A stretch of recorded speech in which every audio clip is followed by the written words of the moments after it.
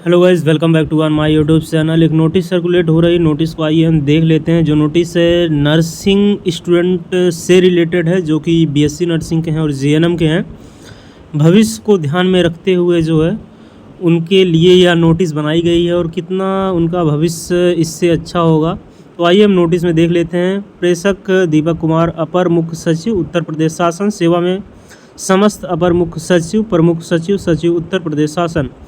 Notice के अंदर कुछ इम्पॉर्टेंट पॉइंट है जो कि 2016 के जो है भाग 2 को ध्यान में रखते हुए जो है वेतन समिति को यह बनाया गया है।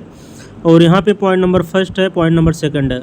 पॉइंट नंबर फर्स्ट का आता है कि पॉइंट नंबर थर्ड भी है जो कि बहुत इंपॉर्टेंट है। प्रदेश में नर्सिंग संवर्ग में उपलब्ध विभिन्न स्तर के पदों पर दिनांक 1 जनवरी 2016 से अनुरक्षित वेतन मैट्रिक्स लेवल का, देखिए वेतन का तो लगभग वही है, लेवल 6 कहीं पे निकलता है तो कहीं पे लेवल 7 निकलता है। मैक्सिमम जो है नर्सिंग का लेवल 7 पे स्केल ही जाता है। तो सेकंड पर है कि प्रदेश में नर्सिंग संवर्ग के पदों, मतलब जो अलग पद थे उनका नाम चेंज हुआ है। तो इसको भी आइए हम देख लेते हैं। वर्तमान पदनाम क्या था और संशोधित पदनाम जो है अब इनको क्या बुलाया जाएगा।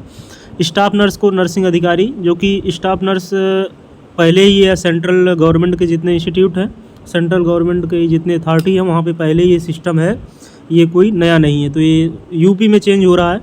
नर्सिंग सिस्टर्स या nursing ward master, senior nursing अधिकारी, सहायक नर्सिंग अधिकारी, सहायक नर्सिंग अधीक्षक, उप नर्सिंग अधीक्षक, उप नर्सिंग, यही है नर्सिंग अधीक्षक और नर्सिंग अधीक्षक, और मुख्य नर्सिंग अधिकारी, मुख्य नर्सिंग अधिकारी। पॉइंट नंबर थर्ड इंपॉर्टेंट हो जाता है। गवर्नमेंट सेक्टर में जॉब से रिलेटेड जो है केंद्र सरकार से समरूपता के अनुसार प्रदेश के नर्सिंग संवर्ग में नर्सिंग अधिकारी के पद, मतलब जो वैकेंसीज निकलती हैं जो है स्टाफ नर्स के लिए, यूँ कहे तो नर्सिंग अधिकारी के लिए, जो कि चेंज हो गया है।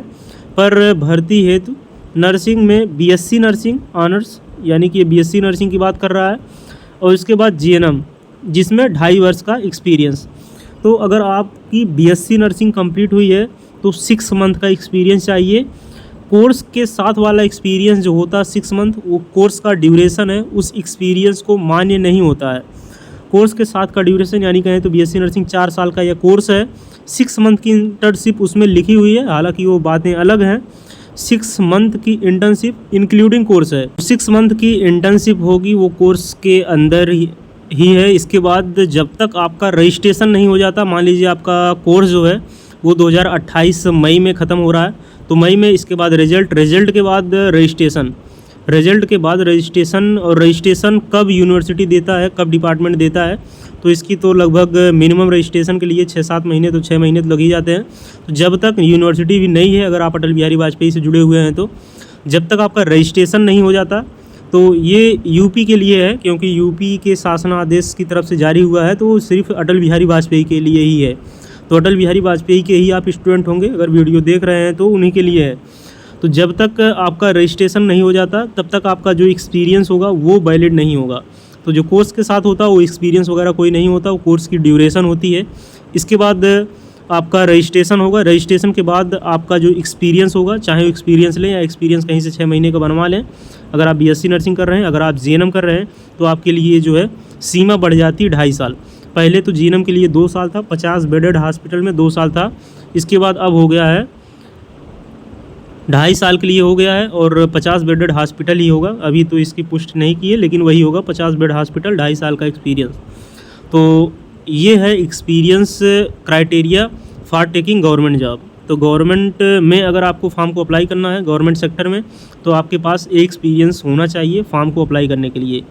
तो जब तक आपका रजिस्ट्रेशन नहीं हो जाता तब तक एक्सपीरियंस नहीं होगा।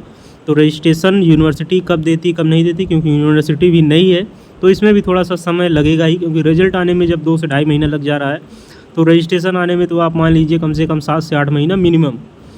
तो आशा करते हैं वीडियो आपको इन्फॉर्मेटिव लगी होगी, जो कि पॉइंट नंबर थर्ड थी। गवर्नमेंट कुछ चीज़ को ध्यान में रखते हुए जो है ये निर्णय ली हुई है। मिलते हैं नेक्स्ट वीडियो में नए अपडेट के साथ। जय हिंद।